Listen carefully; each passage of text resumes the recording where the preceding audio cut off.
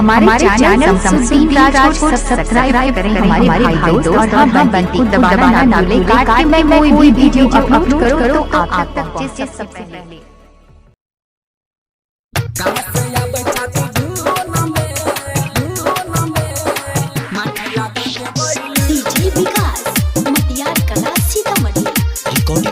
Ganesh studio Gurgaon. ओ समय वो सहाइल भीजल बदनिया कोन छौरा तोरा केलको बोहनिया ओ समय वो सहाइल भीजल बदनिया कोन छौरा तोरा केलको बोहनिया बिजी रह हरदम खून में कहां से आबै छ तू धून में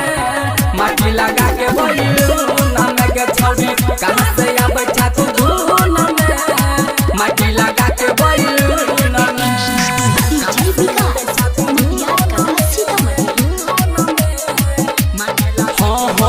गोर बदन तोहर लागै छोड़ू हुई चढ़ल जवानी में लगबै छ सुई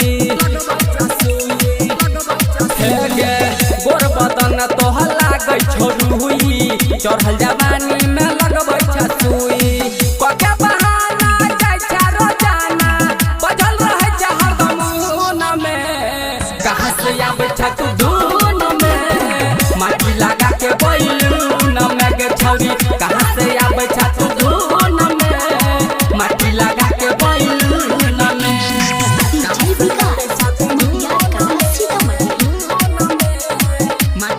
शमशादी राज तोहर पड़ल छो पाछा रवि बेदर्दी पूरे तो गई छे शमशादी राज तोहर पड़ल छो पाछा रवि बेदर्दी पूरे तो गई छे अभिषेक यार जान छोरा मुकेश के